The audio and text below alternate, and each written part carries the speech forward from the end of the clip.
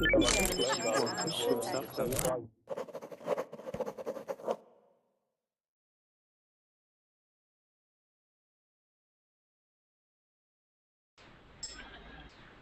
hello, hello. Good morning, good afternoon, good evening. I'm Teacher Oakley. Welcome to Verbling.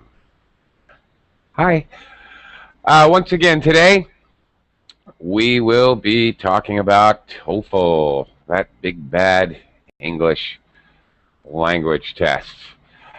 And again, this week we are going to continue talking about the listening section of the test. In today's class, we're going to discuss some strategies,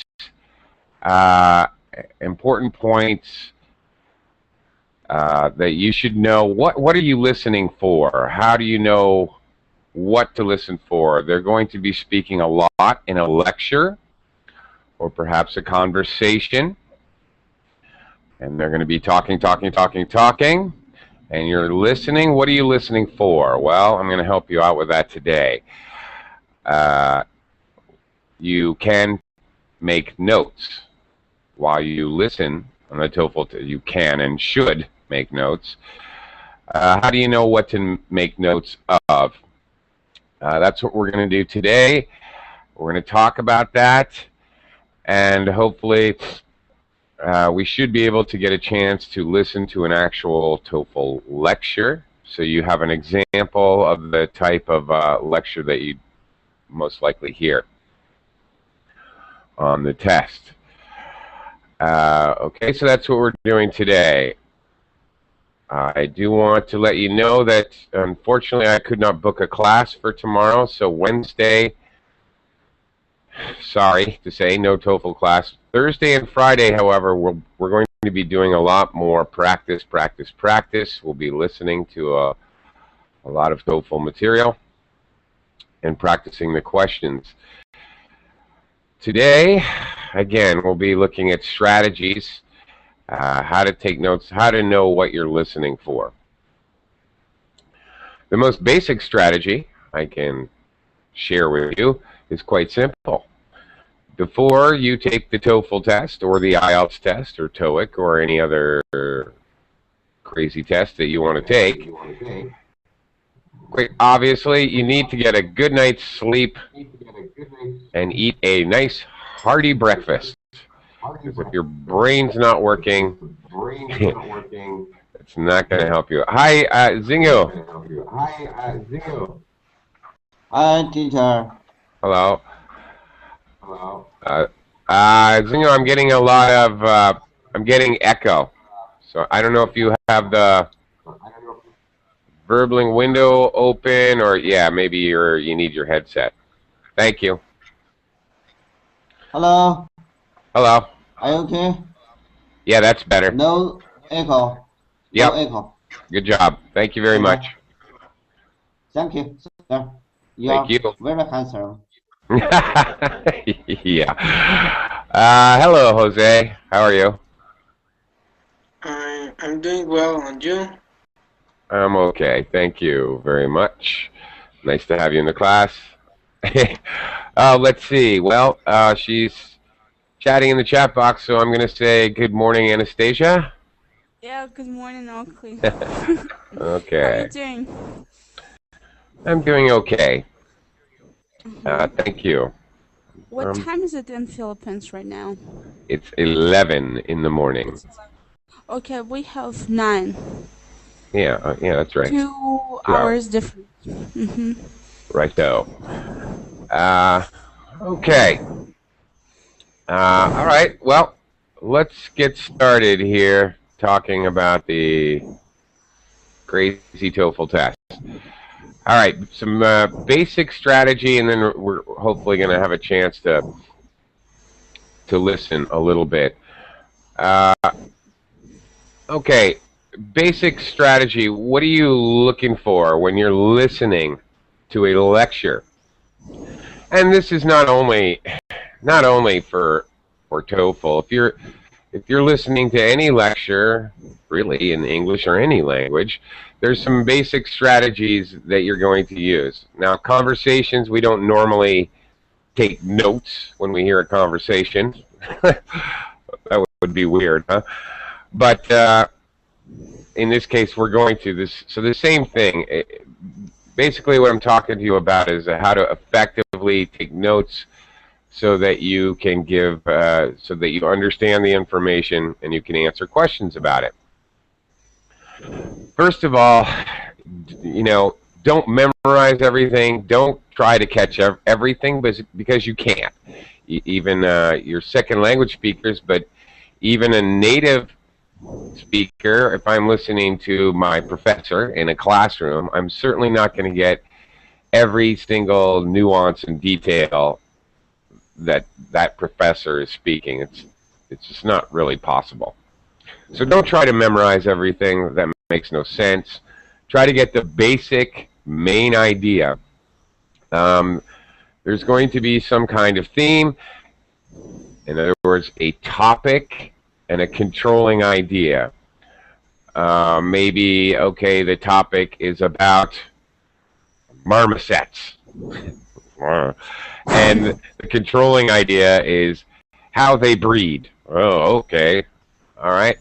Marmosets, how they feed. Marmosets, how they take care of their young. Marmosets, what do they do with the old marmosets? Do they send them to an old marmoset home?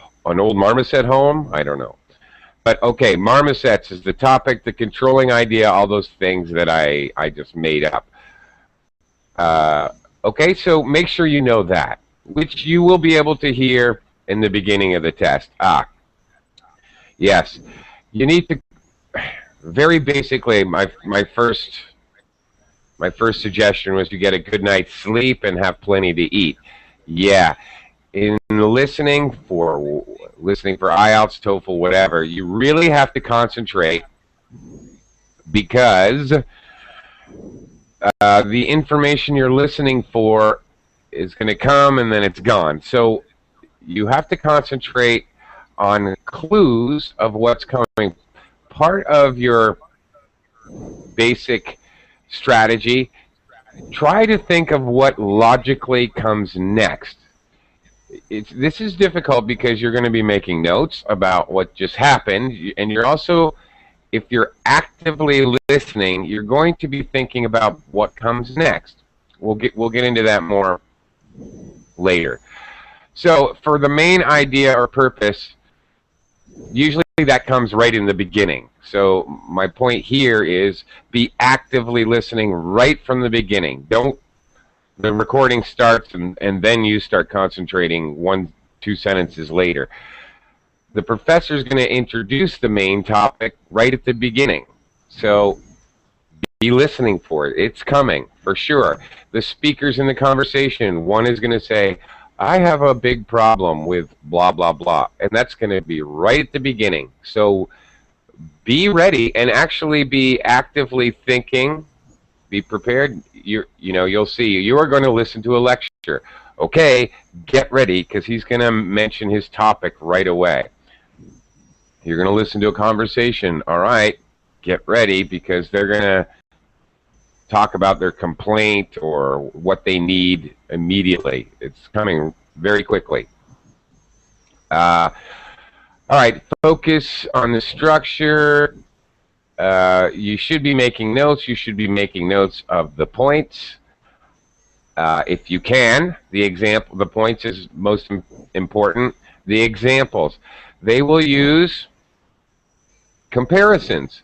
So as you're making notes, okay, the engine, car engine, so engine, and it's like a heart, a human heart. Oh, okay, engine, heart. Somehow combine those in your notes so you know that they go together. They may make cause and effect statements. So do the same thing. Cigarette smoking causes heart attacks. So C-I-G, smoke, short notes. Short notes is all you have time for. An arrow, and then a picture of a heart. with a cross through it. Okay? Seriously, you need to make notes as fast as you can. So thinking that you can write out everything, oh, no, no. The ideas, the points and examples are coming very fast.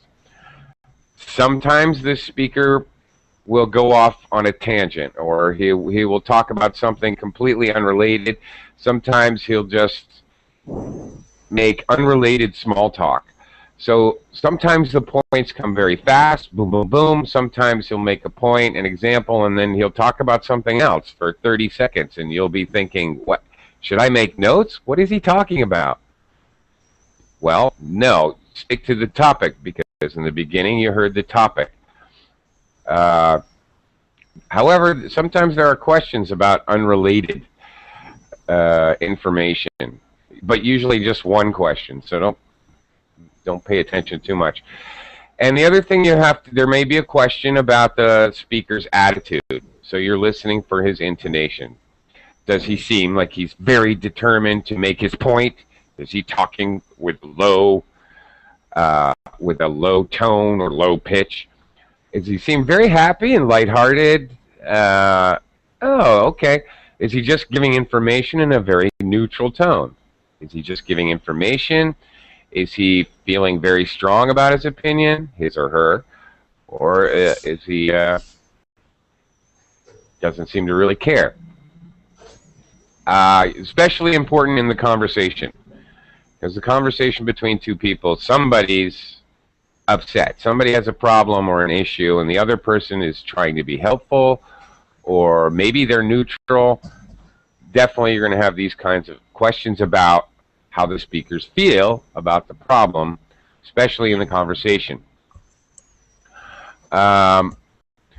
Okay, and the big point, which I'm really going to beat into you today. This is the same thing that you guys have done in my classes before. You know, when you're speaking, I always tell you guys, use signal words or signal phrases, right? Discourse markers, whatever you want to call them. You need to be just as much as when you're speaking, you need to say, in my opinion, blah, blah, blah. My first reason is, secondly, also, or you use contrast. You say on one hand, on the other hand, just as when you're speaking, you should use that. When you're writing, you should write that to keep your writing organized. When you're listening, listen for these kinds of transition phrases. Because, as I stated earlier, one of your main strategies is to be thinking a little bit ahead. What are they going to say next? How you do that is by listening to these kind of transition markers, discourse markers, signal phrases, lots of textbooks, and call them many different things. Okay, hang on. I want to do a screen share. Okay, hang on. All right, here's some examples. In the beginning, all right, you're going to in the lecture, for example, you're going to hear things like this. In the very beginning, obviously, of the lecture.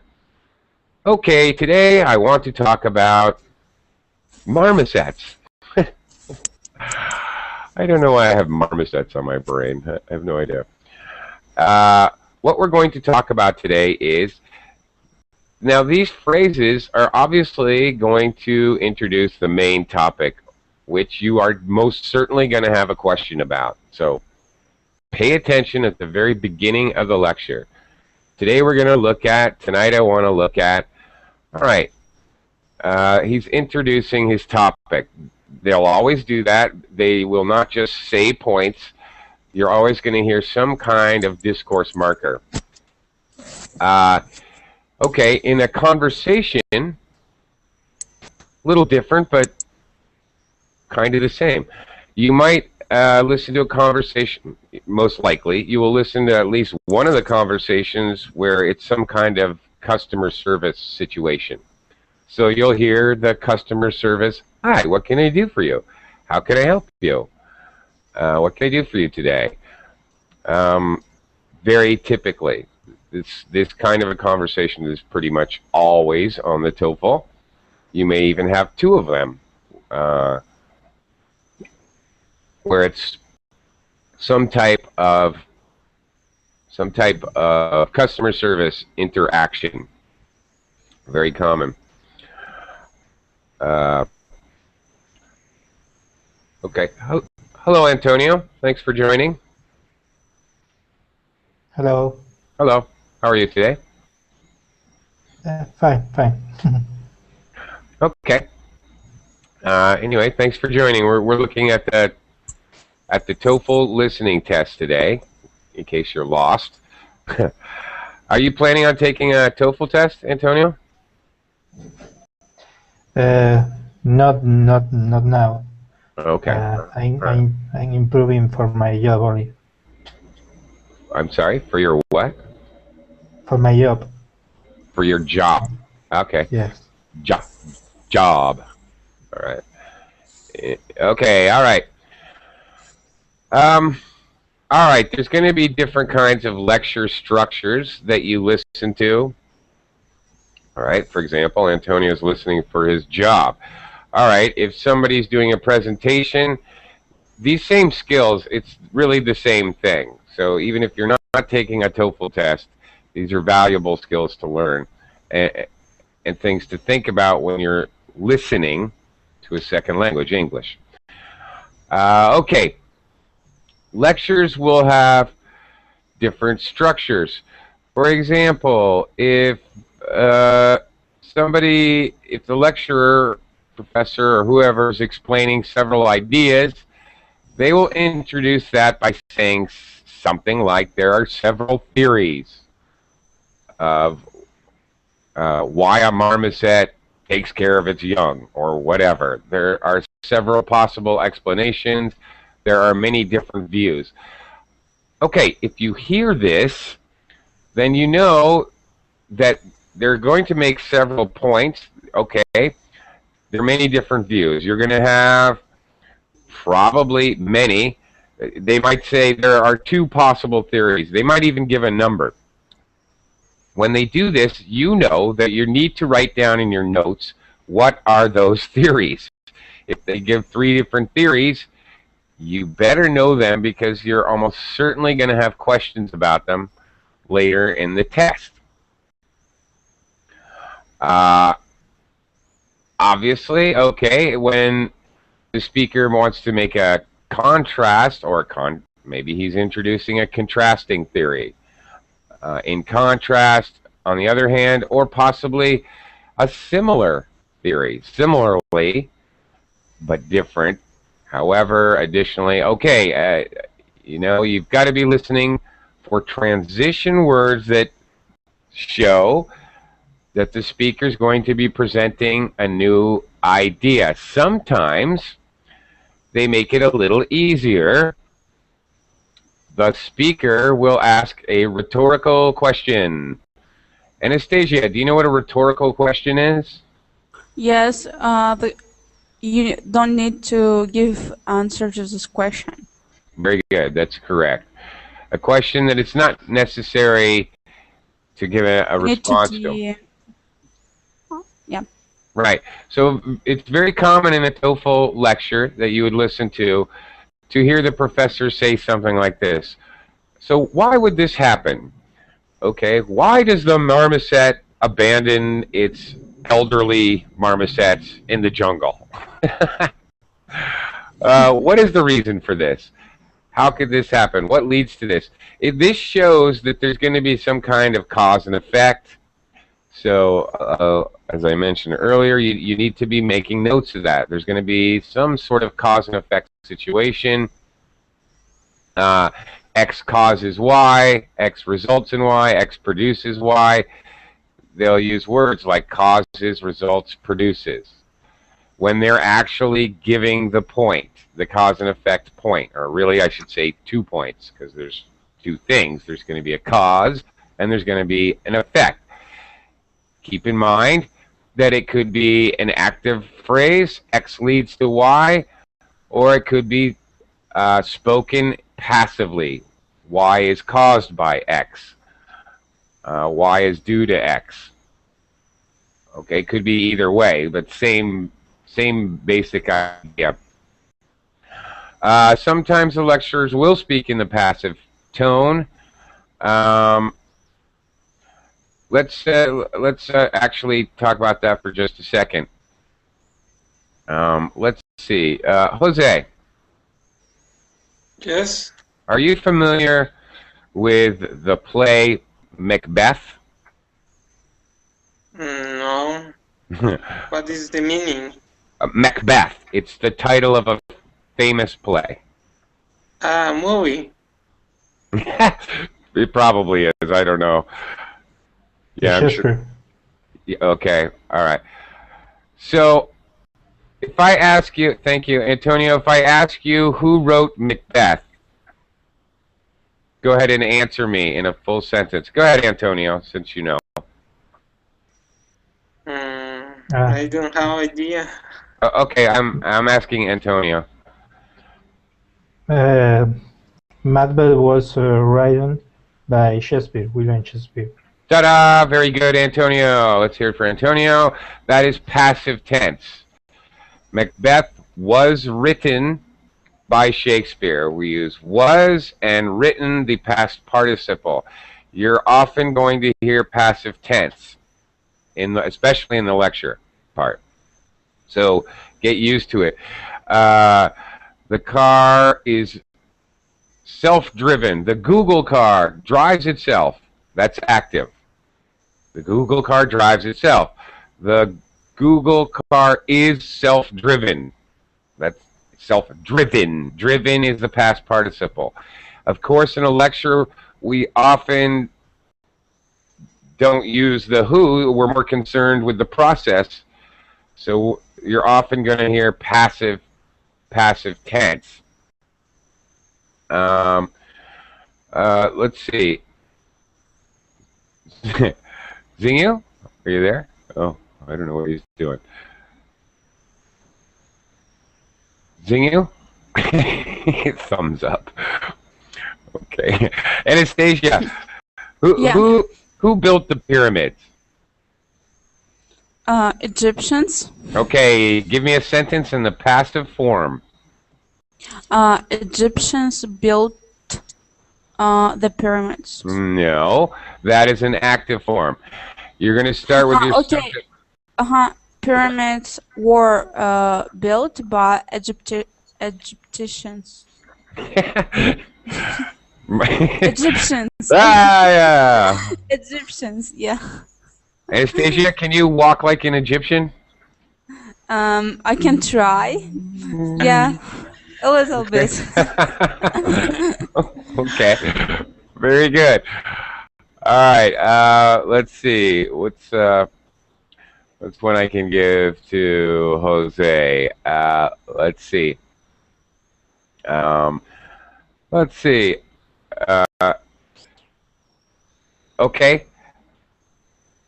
Jose, who performed the famous dance, the moonwalk? The moonwalk. I don't have idea. Oh, come on! You have to know. Oh, really? Okay, class. Okay, Anastasia, it's in the chat box there. Anastasia, put it in the chat box for you. Yeah, just mistakes and the word Michael.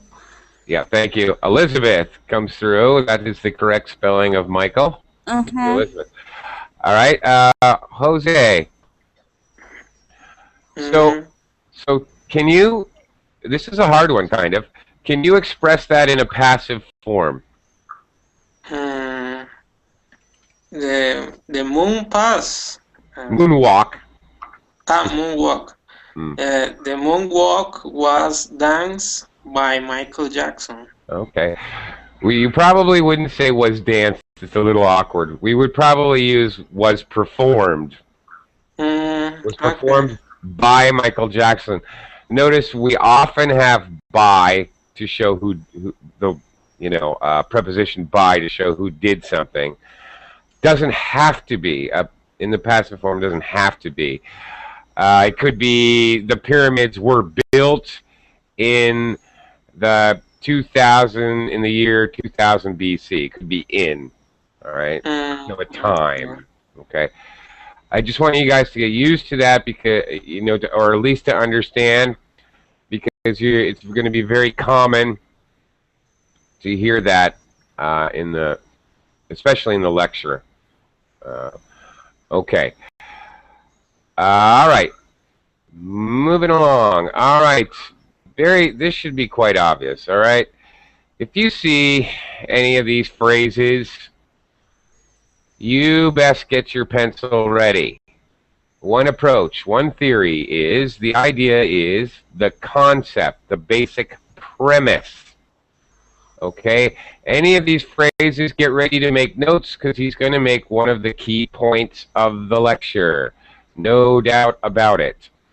All of these things, maybe you may or may not know. Well, okay, let's actually talk about the vocabulary. One approach. What does that mean? Okay, to approach, you may know it as to get closer to something. But in this case, they mean one approach. Okay, Method. one method. Okay, one way to get closer to the idea, actually. You can think of it that way. Or one way to look at it. One way to look at it or one approach really mean the same thing. Okay? So that's what that means. So there's going to be a key point. What's a theory? It's like one hypothesis. Thank you, Vince. Vincent, wow. You read my mind. I was just going to ask you. Thank you. Yeah, very good. Another big word. A hypothesis, one idea. A theory does not mean it's absolutely proven. Of course, we deal with common theories like the theory of evolution. Now, we can't 100% prove it, but I think most people are pretty sure it's true. But it's still a theory because there's no way to prove it absolutely. Very good. A hypothesis. All right. I think you all know what the idea means. The concept is pretty much the same thing as the idea. What is a premise? Zingu, do you know what a premise is? Here, Premise. Zingu, do you know that word? Premise. Does anybody? I don't know where Zingu is. Does anybody know premise? It's an idea that, like in the phrase, basic premise will be the brick Okay, of great. an idea. I don't know. Is it mean a previous idea? Okay, you're both right there. Both of you are pretty much right. Principal idea, okay, the first idea on which other ideas are based. You're all right. Elizabeth outside the class and you guys as well. Elizabeth, we have room. Why don't you come join us? You're invited. Come on. Anyway, the first idea. If you're going to use the word premise, that means there's other ideas that build on that idea. Yeah. But the premise Previous. is like previous. Like you said. That's right. Very good. Okay. That's the idea, yes. All right, now, obviously, again, if you see I'm sorry, how insane am I? If you're in the listening test and you hear the professor say, one theory is that the marmoset, blah, blah, blah, blah. Okay, get ready to write it down because most certainly you're going to have one of your key points, which will, again, most certainly be in the questions you are about to be asked on the test. Likewise, if you hear phrases like, for example, or one instance of this, or consider, or we see this in, or we see this when, we see this, that we do that to introduce an example. Okay, now, really the points are much more important, but you will have questions about the examples that the lecturer uses to illustrate or prove his point. Okay, there will be questions. So again, when you're listening, actively listen. When the speaker says, for example, get ready to write, because you're going to be you should be writing something down. All right. Okay, sometimes the lecturer, the professor, whoever, will introduce some idea that's going to talk about stages or process, sequence, whatever. All right, when they do that, you've got to get ready to make a list, or you may be looking at a process flow diagram in the test later. So make appropriate notes. This happens, make an arrow, then this, then make an arrow, then this. Get ready to make, in your notes, some kind of a flow chart of your own. A flow chart is where you have a balloon and an arrow and a balloon and an arrow. One thing happens, then the next, and the next. All right, again, as I keep saying, they're going to introduce these ideas. They'll use words like this. They'll use words like process. There's a process, the development of the marmoset. Oh, if they talk about development of a marmoset, what are they going to be talking about? What do you think? A marmoset. Do you guys know what a marmoset is? My crazy, stupid example. I don't know. It's like this monkey thing that has really big eyes and stupid ears. It looks like a clown. And it's a kind of animal. Can you write down this word? Sure.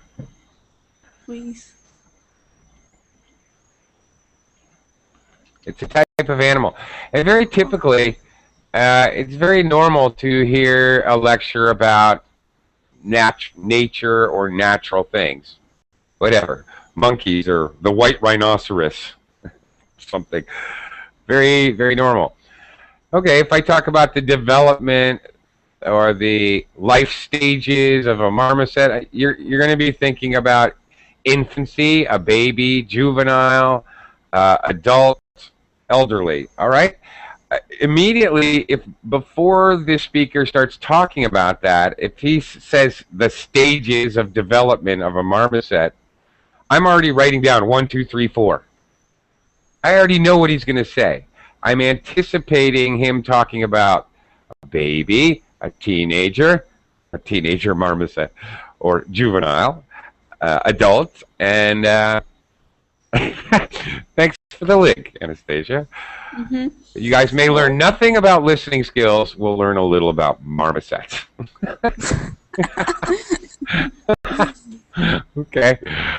All right, as long as we're learning something, you know. Okay. Obviously, and then the very clear and obvious ones, which I've taught you in any of the class, when you're speaking or writing, absolutely you should always be using these transition markers, discourse markers, signal phrases, whatever you want to call them. First, second, third, next, then, initially, finally. Again, if you're really keyed in and listening to these types of words, you know, you actively listen. Okay, what's he going to say next? You're really concentrating when you hear something like that. All right, now I've been talking about signal words for the lecture. Let me talk about signal words you'll want to be listening for in the conversation, in the beginning of the conversation. Somebody's going to say, I have a problem. I have an issue. I have some difficulty with blah, blah, blah. I've got a little bit of trouble. They're going to say that complete sentence, and then they're going to tell what their problem is. This is your topic. So if you're listening for a problem, issue, trouble, and then you listen very carefully, you're going to understand the topic. Most certainly, you're going to have a question on the TOEFL test about what is the main problem. Always. There's always a question about this. So listen for these words and write down whatever they say. Okay, there's obviously conversation. There's more than one person. The other person will say something like, why don't you go jump off a bridge? They're going to make a suggestion. Why don't you capture a live marmoset? If I were you, I'd go jump off a bridge. Maybe you should go jump off a bridge. Have you thought of jumping off a bridge? Okay, what do you need to write down if you hear that? Jump off bridge. Solution. Okay? Possible solution. What I do? All right? I might even write, for example, in notes, I might write S1. Solution 1. They're going to give one person, it's always the same scenario, basically, in TOEFL. One person has a problem. There may be, sometimes you have conversations with more than 2 people. There may be 3 people. But in any case, there's going to be one person with a problem and the other people are trying to help him. So you're going to have solution 1, solution 2, solution 3. 2, 3 solutions. They're not going to give you 8 different solutions. That's not going to happen. 2 or 3 or 4 solutions. Yeah. Okay.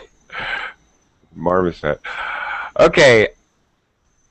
All right, so get ready to write down those solutions. S1, jump off bridge. I mean, that's how you do your notes. S2, bury your head in sand. Okay, all right, that's solution 2. Solution 3, why don't you go asterisk, question mark, upside down, slash, yourself. Whoa! Okay. All right. So, again, I keep saying it, keeping very good notes is important, but what are you making notes of? Well, somebody says a problem, why don't you? Okay, problem P, notes, S1, S2.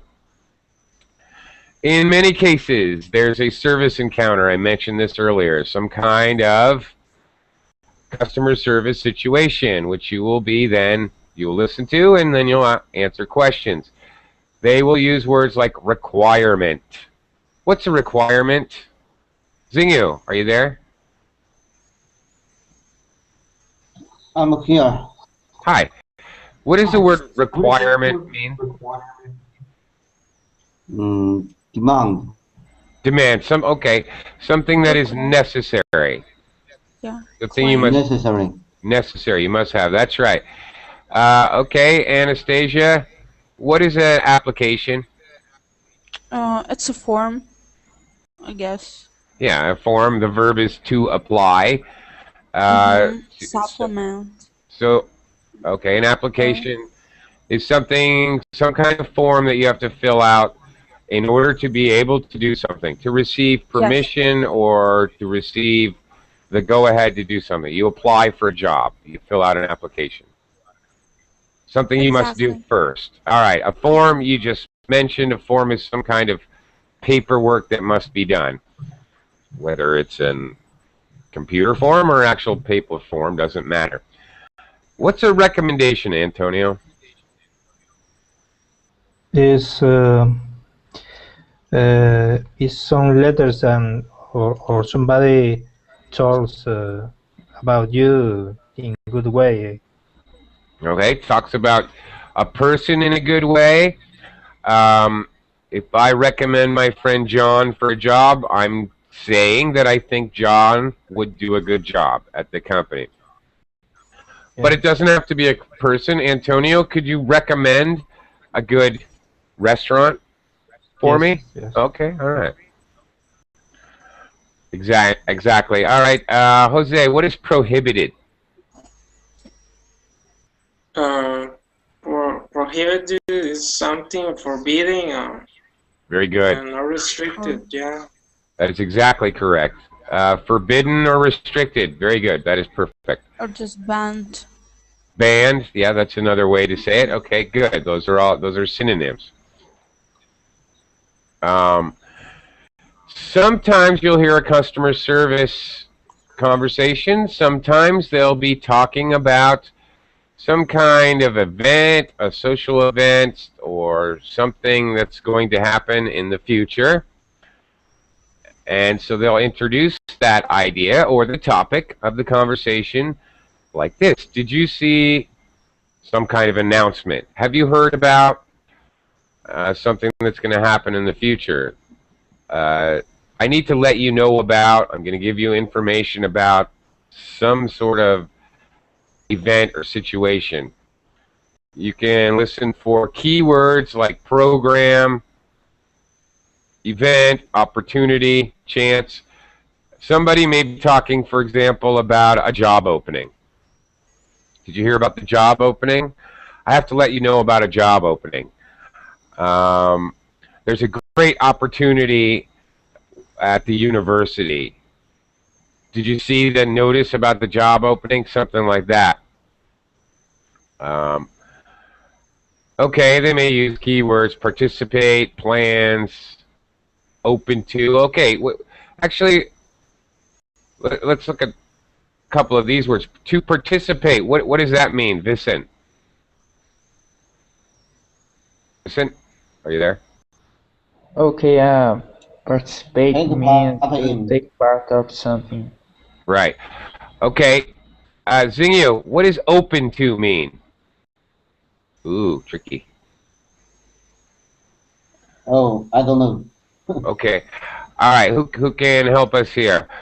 If I say the job is open to all juniors and seniors. And just applying for only for juniors and seniors. Right. Okay. Open to it. I use that phrase to show who is included. Okay. I see. Okay. The children's beauty contest is open to all little girls under the age of 10. So if you're 11 and you're Your daughters can take part. really? Anastasia, have you ever been in a beauty contest? No, never. No, never. We don't have here such as in Kazakhstan things. That's I mean, good. like, you know, contents those, but I saw on the TV how small kids in United States, you I know, know. just making crazy makeups, go tent, you know, Oh, like just horrible. you know.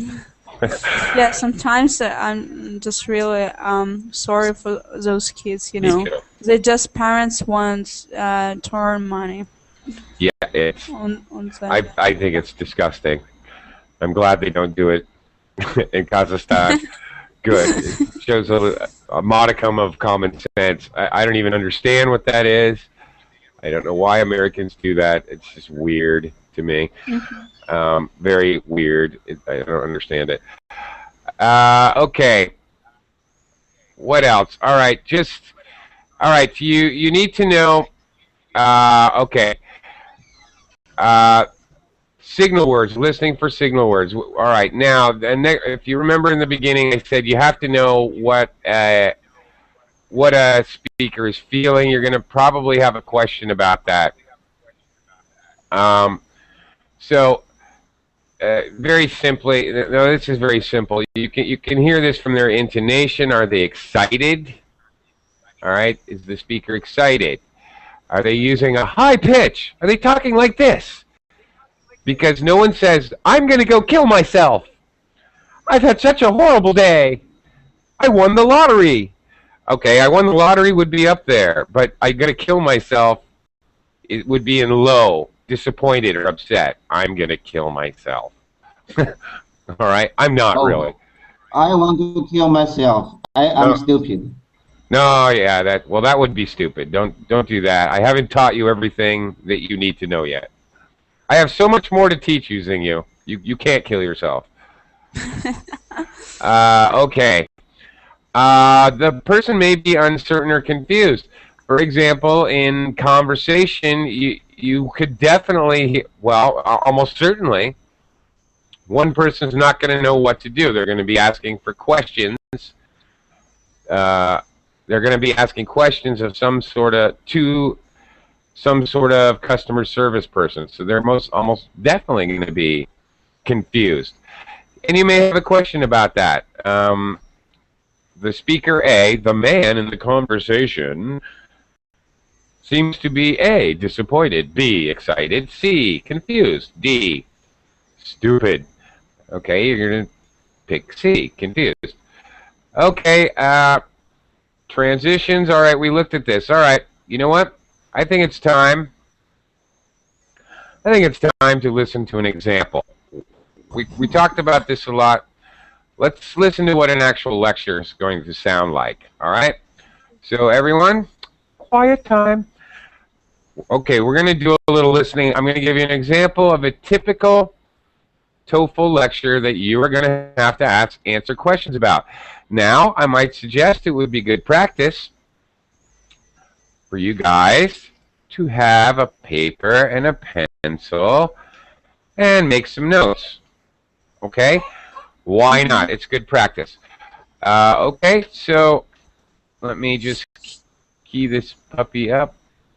And here we go. Please listen carefully. Track 1.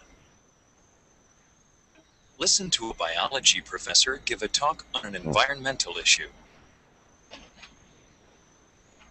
There's been a lot of talk over the last few decades about greenhouse gases. Those gases in the atmosphere that trap radiation from the sun so that after it passes into the atmosphere, it doesn't pass out. People are increasingly conscious of the environmental effects of their daily activities, which is a good thing. But all the publicity can be confusing, too. I think writing for the general public about science is a real service, but, well, it's not nice to say, but I wish some of these people would verify things with real scientists more often. They'd save themselves some embarrassment. With that in mind, I'd like to clear up some things about that hot topic, carbon dioxide. Carbon dioxide is a greenhouse gas.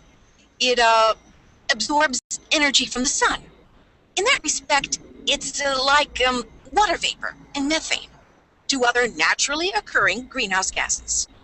You all know that carbon dioxide is produced when we burn fossil fuels. Coal, petroleum products, natural gas, and that those fuels run a lot of the machines and manufacturing processes that drive modern life. Those are the sources that get all the public attention. But of course, we produce carbon dioxide as a waste product too. It's one of the byproducts of respiration. We breathe in air, use up some of the oxygen, and breathe out air that contains carbon dioxide. So do other animals. Because carbon dioxide is part of the natural life cycle, nature has a way of dealing with it. How does nature control the amount of carbon dioxide floating around in the atmosphere? I thought the ocean soaked it up. Yes, that's one way. Carbon dioxide is very soluble in water. Soluble. I don't have to explain that one to you, because the root's related to the word dissolve, right? So, carbon dioxide is pulled readily out of the air and into the water. Now, the oceans also release some of their carbon dioxide, but on balance, they absorb more. So that means that if we produce artificially more than would naturally be emitted through life processes, the ocean could, as Jason put it, soak it up. Unfortunately, if we're looking for a solution to carbon dioxide pollution, the ocean isn't it. And that's because the ocean absorbs gases from the atmosphere very, very slowly. If we suddenly increase the amount of carbon dioxide we produced, current models suggest that it would take 1,000 years for it to mix into seawater. And even then, there would still be a small amount left. So, over the short and medium term, we can't rely on the ocean to take up the slack for us. Okay, So that's one way nature deals with carbon dioxide. What's the other? Plants, isn't it? I mean, plants breathe carbon dioxide the way we breathe air. Sure. I was actually kind of surprised that wasn't the one mentioned first. Yes, plants require carbon dioxide for photosynthesis. The more dense the growth of large plants, the more carbon dioxide is absorbed. Such an area, including forests of large, old-growth trees and also the ocean, where carbon dioxide is absorbed in large quantities, is called a carbon sink. The carbon dioxide gas is sucked in, kind of the way water is sucked down the drain in your sink after you wash the dishes. In fact, in the ocean, there are algae, seaweed, other kinds of marine plants too that rely on carbon dioxide to perform photosynthesis, just like the green plants on land. It's just that algae are far, far smaller. Now, here's something interesting. Like the ocean, green plants release carbon dioxide into the atmosphere as well as absorb it. When a plant dies, you know, if it burns in a forest fire or just dies of old age and decays, then its carbon dioxide is back in the air. So it only holds it in over its lifetime. However, this is the interesting part. Unlike the ocean, green plants soak up carbon dioxide to use it, to make the energy they need to live and grow. So what they've found in some regions, populated, industrialized regions, is that increased levels of carbon dioxide can stimulate plant growth. There's more of the fuel the plants need for energy, so they grow more green and dense and lush and use more of it. In other words, the amount of carbon dioxide used up by plants can increase quickly in response to the environment. Some people have suggested that we can use that natural phenomenon to help deal with increased levels of greenhouse gases in the atmosphere. What is the discussion mainly about? Okay. As Mr. Lecturer Narrator says in his narrator voice, what is the lecture mainly about? The lecture is about I want a job as a narrator. Environmental issue. Okay, can you be more specific? Yeah, about the exit gas, the exit pollution. What? I don't know how to pronounce this gas. But I will find in the text, you know, it will be, and then it's answer this one. Not really. You might get it that it is supposition. Funny, Jose. Okay. Jose says, I assume you're saying greenhouse gas. All right. I think greenhouse gases is closer. It's not really pollution, Elizabeth, because pollution there's a lot more. They'd be talking about a lot more. Really, the topic is greenhouse gases. I agree with Jose. And specifically greenhouse gases, but they only talk about one kind of gas. All right? So, yes. Right. So, Antonio, what's that gas that they specifically... Yes, carbon dioxide or something like that. Yes, CO2, carbon dioxide. One carbon molecule, two oxygens. Yeah. Okay, so actually in my notes, for example, if they're talking, just because I know that's CO with a little 2. CO2. All right? So in my notes, I'm not writing carbon dioxide, okay? I just write CO2. And I know what that is from previous experience. So yes, the controlling idea is definitely CO2. The big picture, Jose is correct. Greenhouse gases, more focused in on carbon dioxide. Very good. What causes carbon dioxide to be released into the air? Actually, they mentioned 3 things. What causes carbon dioxide to be released into the air? Leandro, were you able to hear the... Leandro, are you there? Yeah, okay. Zeno, give me, what are one of the 3 ways that carbon dioxide is released into the air?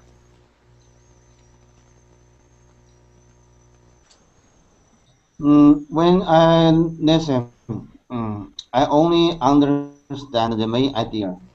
You ask me this question, I can't guess. Okay. Okay. Vincent, can you give me an idea? What are they in the lecture? They mentioned 3 ways that CO2 gets released into the atmosphere. What? Okay, actually I was taking notes about another thing, but I think she mentioned plants release carbon dioxide. She did. I didn't think anybody would get that because that came at the end. She did. Very good, actually.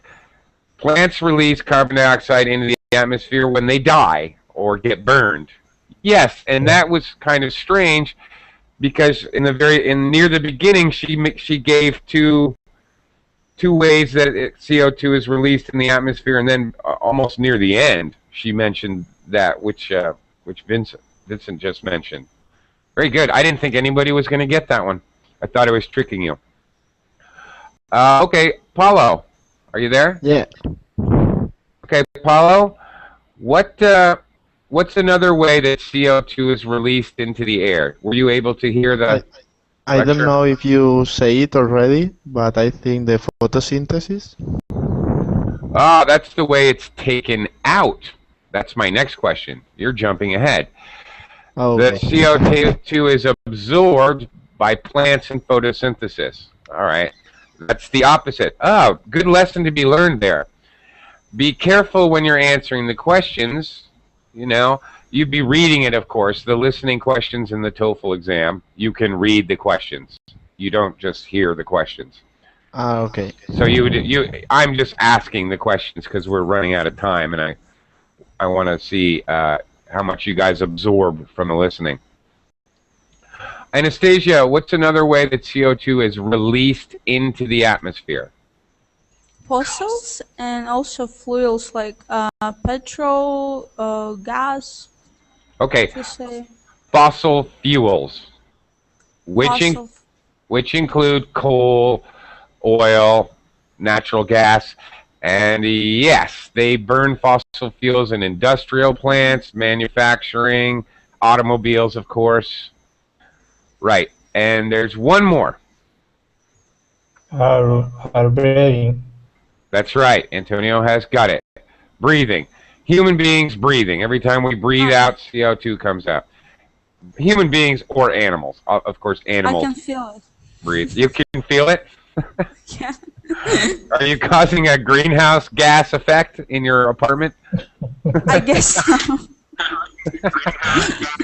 Okay. All right, very good. So those are the 3 ways. There are almost certainly going to be questions about these 3 points. There almost certainly is going to definitely there's going to be a question. We just heard it about the overall topic and main idea. There is almost certainly going to be questions about possible solutions or how the CO2 gets soaked up. Somebody already mentioned it, photosynthesis and plants.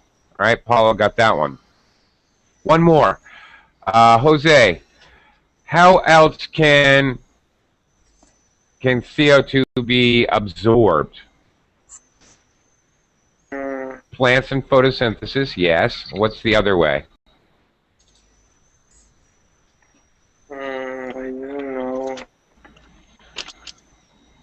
Well, then cheat. Look in the chat box.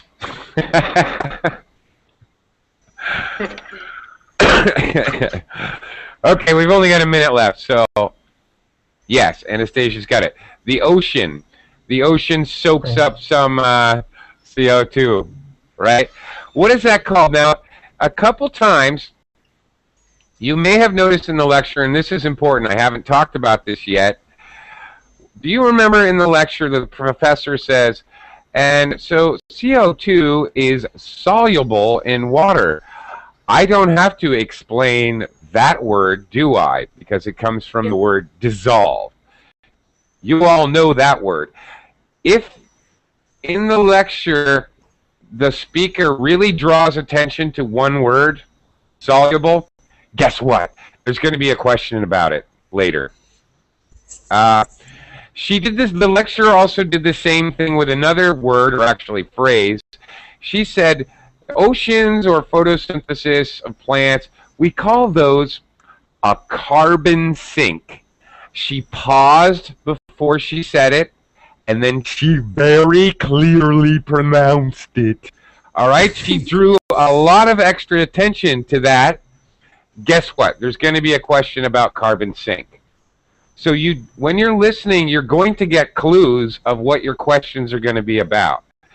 You should already pretty much know 80% of what the questions are going to be when you're done the listening and you look at your notes. I can predict the questions.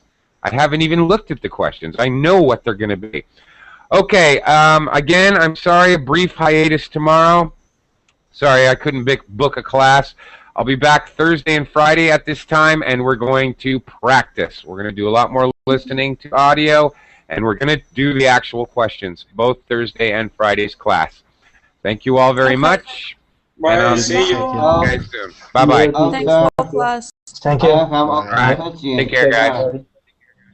Bye-bye I have now. a question. You have a Oh. question? Okay, well, better make it fast, because I got to go. I have another class I'm already late for. I have a last question. And you give me that material. I only understand the main idea. Could you give me some advice to help me? Okay, well, that is about a half an hour question, and I'm sorry, I have another class that I have to teach another student, and I'm already a minute late, and they're not going to wait, and I have to close this, okay? Can we talk about this another time? I'm very sorry, okay. Zingyo. I'm already late. Okay, thank you. Bye-bye. Thank you.